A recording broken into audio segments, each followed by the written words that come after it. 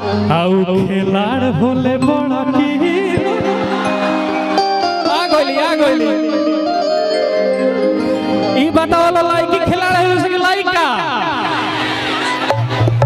ऐसा नहीं लड़का खिलाड़ होता है ठीक ना ज्यादा मत बाप रे हैसन सुंदर रूप के लड़का मुहा जाला से बेचारा लड़का थोड़ा सा दिल के कांचा होला अरे जी एकदम बना रहा है एकदम एक लगा दो आप सबके प्यार आशीर्वाद से तमाम गाना अभी चलत है जवन सुनर होले लड़की हो खिलाड़ होले बड़की हो कि जवन लड़का होला खिलाड़ हो ऐसा मत बोल लड़की थोड़ी खिलाड़ होती लड़के भी होते ऐसा नहीं है लड़की खिलाड़ होली सन होता सब कोई हाथ उठाओ तो भाई हमार सब कोई बताओ हमार परसेंटेज ज्यादा बा बेचारा बाबू फीस देला लड़का बाहर पढ़त लड़का फीस में से काट के बेचारा लड़की के शॉपिंग करावला सन पिज्जा बर्गर खियावला सन लेकिन ये 6 महीना साल भर के बाद ओकरा से जब सुनर लड़का देखल तब चल जाले पार्टी मार देली यही तरह थोड़े हम गाना गइले बानी यह नो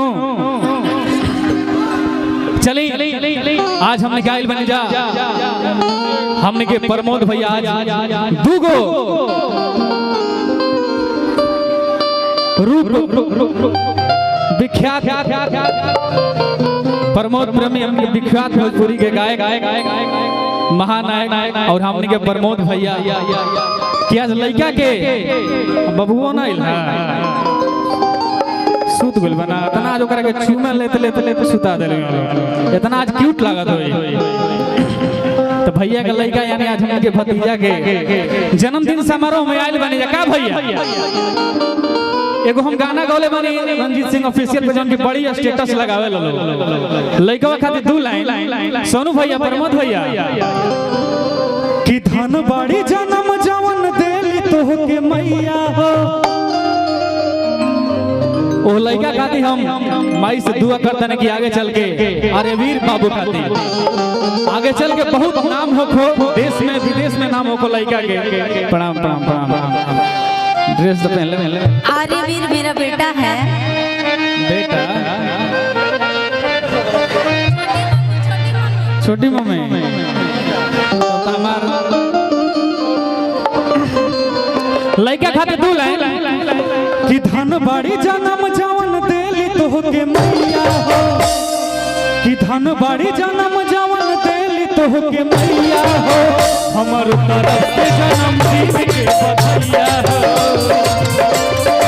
भोजपुरी सुपरस्टार हमारे बड़का भैया दिल के टुकड़ा हमारे जिगर के टुकड़ा जे हमरा के शुरू से ही इतना मदद मिले वाली भैया के एक गोली पे हम कोनो काम करी ना बहुत हजारों हजार के पुरस्कार बा हां बा धन बाड़ी जन्म जवन देली तोहके मैया हो धन बाड़ी जन्म जवन देली तोहके मैया हो हमर तरफ से जन्मदिन के बधाइया हो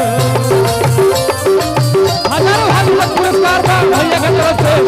आज दूगो प्रमोद प्रेमी जोड़ी आज सौभाग्य के बाद बाकी आज मिलाप भइल बा मंच पे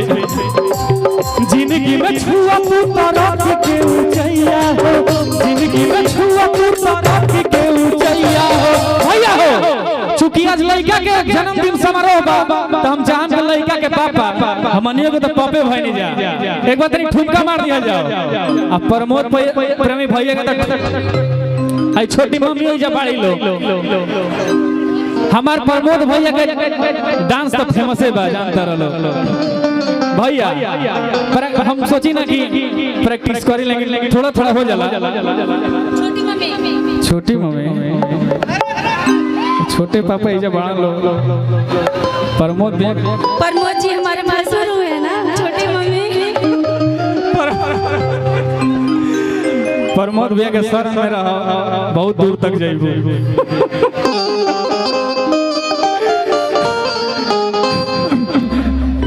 चला जन्मदिन के तो गीत हो गई का हो